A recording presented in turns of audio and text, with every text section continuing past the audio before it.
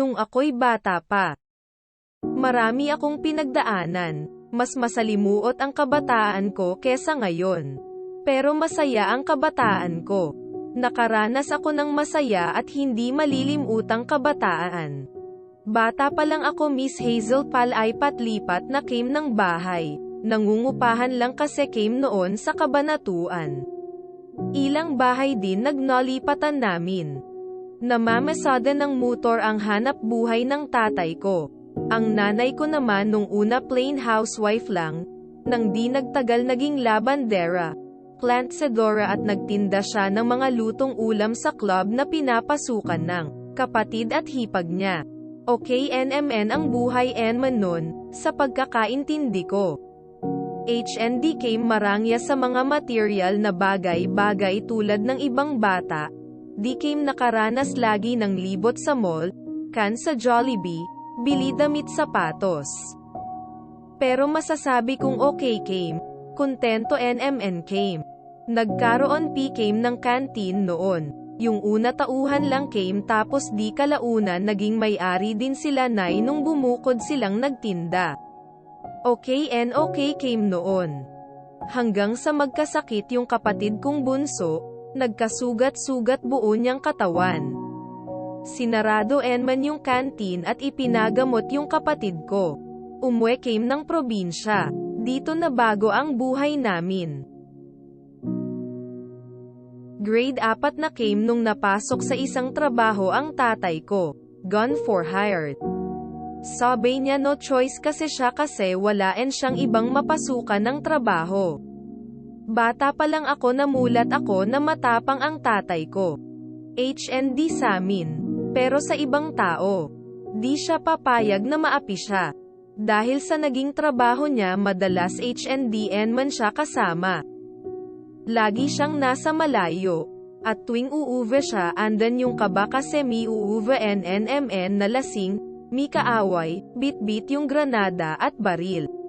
Kaya bata pa lang ako marunong nako humawak ng baril.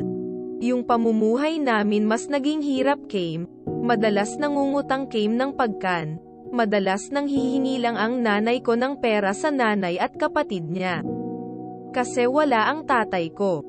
Sa pag-aaral man hirap din came lagi came late sa mga bayarin project. Baon NMN 5 piso lang maghapon. Nung high school ako 20 lang madalas kong baon. Bigay pinong uncle kong Kapitan Saman. Nung mga panahong yun HND ako nagalit sa tatay ko, pinagtatanggol pa namin siya. Binubuli came sa school mamamatay tao daw ang tatay namin. Uuwi came ng kuya ko na nakikipag-away. Syempre tatay namin yun ipagtatanggol namin kahit alam namin na totoo sinasabi nila. Nung mga panahon na yun, sa Tarlac na came nakatira. Natatandaan ko Fiesta Salmon. Nasa plaza came. Kumakanta si tatay. Nandun din came. Nang biglang magkagulo, mi nagkasaksakan. Ang tatay ko, saka yung tropa niya. Sabi ni tatay, sasaksakin daw sana siya kaso nakita nung tropa niya kaya inunahan na niya nasaksakin yung dapat nasasaksak sa tatay ko. Ang gulo-gulo nun ang daming pulis. Ang daming tao. Pero wala na ang tatay ko at yung tropa niya. Nagtago sila. Si nanay humarap sa lahat.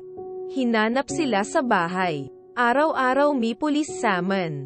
Isang gabe umuwi ang tatay ko. Mag-isa lang. Naririnig ko sabi niya kay Nay.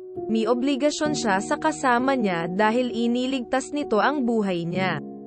Kaya itinago niya. Ilang araw ang tatay ko sa bahay nun HND lumalabas.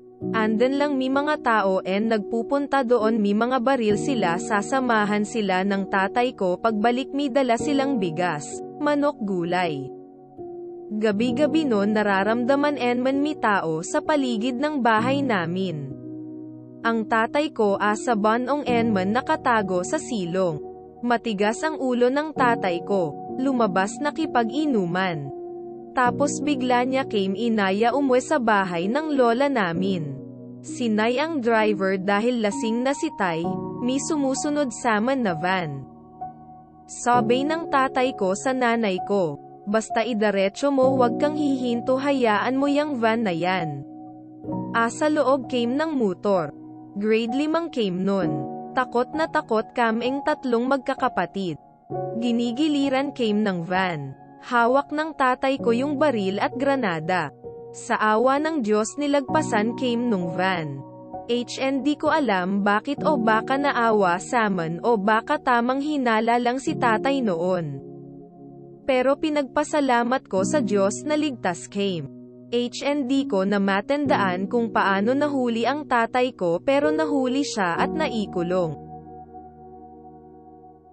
First year high school na ko noon. At dinadalhan ko siya ng baon tuwing papsak ako. Kaso pinahinto niya ako dahil pinagtitripan ako ng pulis doon.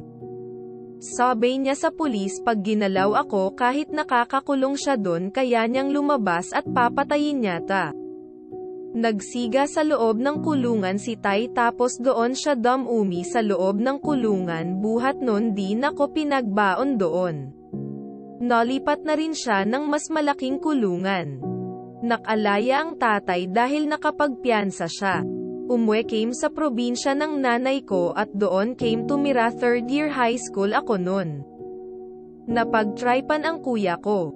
Syempre hindi pumayag na ganun lang ang tatay ko. Nakipag-away siya. Nauwi sa bar ilan. Nataman siya at na-stainless ang braso niya. 4 RTHYR ako, umuwi siya ng Tarlac at doon na lang siya tumira mag-isa. Nun pala kumalas na siya sa grupo na pinagtatrabahuhan niya. Pinayagan naman siya. Pero alam niyang HND na lang, basta ganun yun. Kaya lumayo siya sa amin para di came madamay. July 29, 2008, may tumawag sa nanay ko at sinabi na wala na raw ang tatay ko. Binaril daw nung nakasingle. Sa loob ko nun alam ko na ang dahilan ng kamatayan niya. Kung ano ang naging trabaho niya, ganun din ang sinapit niya. Napakasakit. Mabuting ama at mapagmahal na ama siya saman. Pinagkaaitan lang ng pagkakataong magbago. Ang lagi niyang sinasabi noob sakin.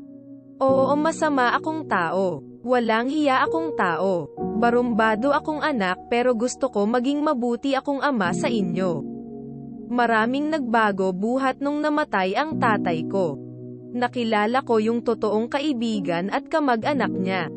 Nung panahong HND namin alam kung paano siya mabibilan ng ataol niya, nakita ko na HND lahat ng pinakisamahan niya ng mabuti naging totoo sa kanya nung nawala siya. HND ako nagalit sa tatay ko kahit kailan. Kahit nalaman ko kung ano trabaho niya. Kahit laging gulo ang dala niya. Dahil pinaramdam niya saman na mabuti at mapagmahal siyang ama saman. Saludo ako sa nanay ko dahil sa napakaraming pagsubok na dinanas niya kay tatay. HND siya bumitaw. HND siya sumuko. Hanggang kamatayan ng tatay ko matatag siya. Miss na miss ko na ang tatay ko. Sobra, kung buhay lang siya ngayon, lahat ng HND niya sana naranasan nung bata siya, ipaparanas namin sa kanya. Kaya sa lahat ng kasama pa ang tatay, mahalin at sulitin nyo ang tatay nyo. Mahirap walang tatay na kasama pagtanda. Salamat Miss Hazel, gumaan ang dibdib ko. Salamat.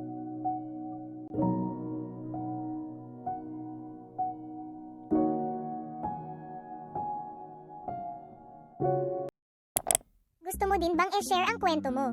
Mag-PM ka lang sa Facebook page na Kwento Mo kay Hazel. Salamat sa panonood. Hanggang sa susunod.